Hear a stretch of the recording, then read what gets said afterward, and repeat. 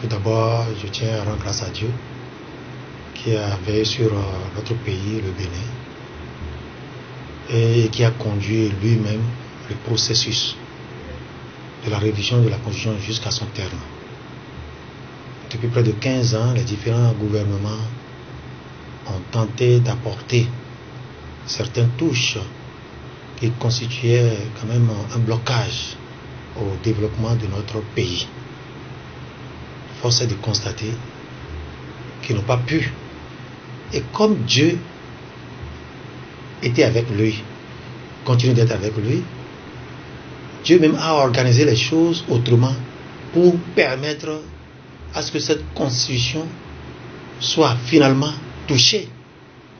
C'est pourquoi on dit souvent que les voies de Dieu sont insondables et qu'on ne s'oppose pas à la volonté divine.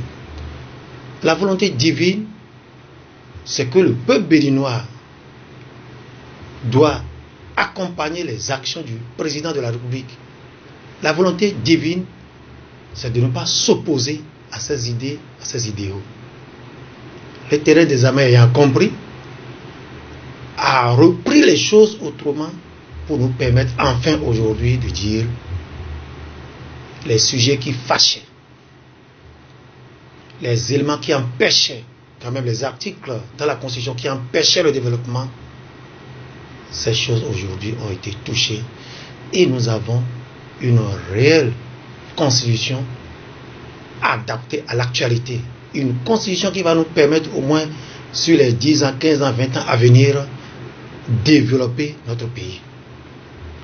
Après cette constitution, je ne pense pas qu'un acteur politique puisse se justifier à l'avenir comme quoi il est heurté à un obstacle lié à la non-révision de notre constitution. Donc le président de la République, à travers ce vote, a eu la carte verte de pouvoir vraiment s'appuyer sur cette constitution pour développer notre pays, le Bénin. C'est heureux également de savoir que dans cette constitution, il y a certains articles qui ont été touchés. La première des choses, c'est l'abolition de la peine de mort. Presque 95% des pays du monde entier ont déjà quitté ce champ de la peine de mort. Deuxième chose, il y a la discrimination positive en faveur de nos femmes, de nos mamans. Parce que nous les hommes, nous sommes un peu orgueilleux. Quand il s'agit de s'occuper de nous, nous les connaissons, mais quand il s'agit de les aider, l'homme démissionne. Et je crois que cette discrimination positive en faveur des femmes vient quand même corriger le tort que nous avons jusque-là donné à nos épouses. Et troisième chose, c'est la constitutionnalité de la Cour des comptes. Le Bénin, ma nation, sur le plan international, dans les conventions, dans les conférences internationales, est cité parmi les derniers qui n'ont pas encore constitutionnalisé leur Cour de compte.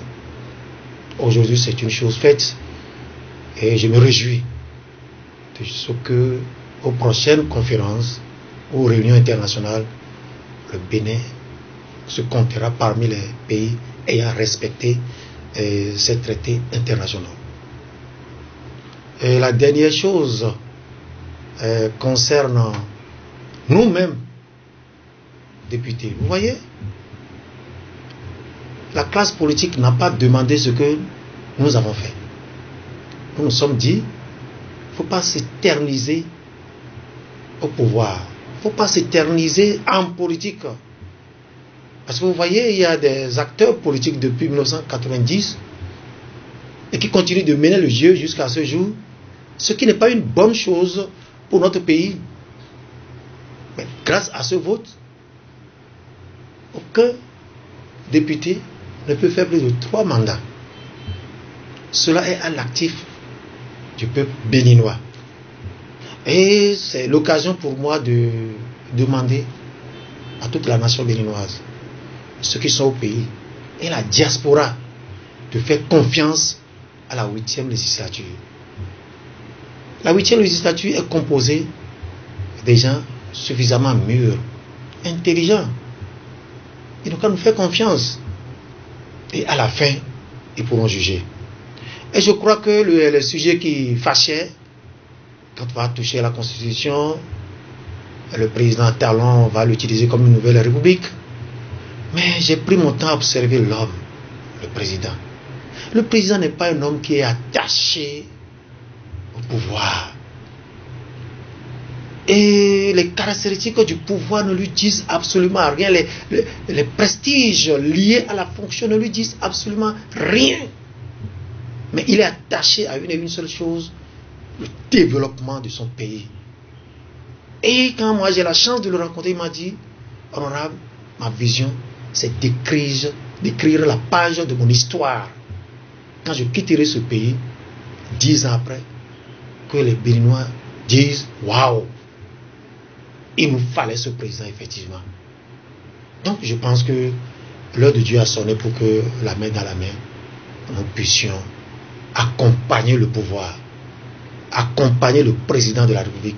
Même si les gens ont des choses à reprocher au citoyen Patrice Talon, qu'il accompagne le président Patrice Talon pour le bien-être de notre pays. Puisque c'est du Bénin, il s'agit.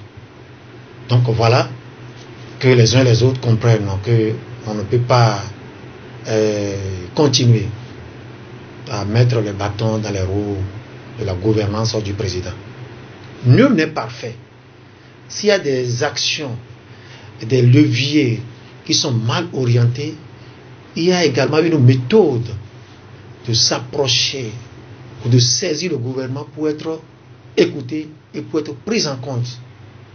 Mais aller à la télé, à la radio, écrire dans les journaux, aller sur les chaînes internationales pour propager, salir les actions du gouvernement, salir même voir notre nation, n'est pas citoyen, n'est pas responsable. Donc je peux compter sur les uns et les autres que désormais, la main dans la main, nous allons accompagner le président. Puisque c'est un citoyen que le Seigneur a choisi pour notre pays, le Bénin. Mais je pense qu'il n'y a rien de caché. Je voudrais dire à ceux qui ont le niveau CEP au moins, de s'approcher de nous, de s'approcher de leurs députés pour prendre les copies de la nouvelle constitution et de lire et les traduire en langue nationale pour expliquer à nos mamans qu'il n'y a rien de caché qui va nuire à la population béninoise. Vous savez, Satan est dans son rôle de détruire, d'égorger, mentir. C'est son rôle. Je voudrais que le peuple béninois soit rassuré de ce que la constitution que nous avons apporté quand même la touche, cette constitution est bien pour notre nation. Si ce n'était pas bien, David n'allait pas se mêler. Bien vrai, il y a des aspects sur lesquels nous ne sommes pas entendus. Mais vous savez, au Parlement, c'est le dialogue, c'est le vote. Mais tout ce qui est là est bon, est parfait pour le citoyen béninois.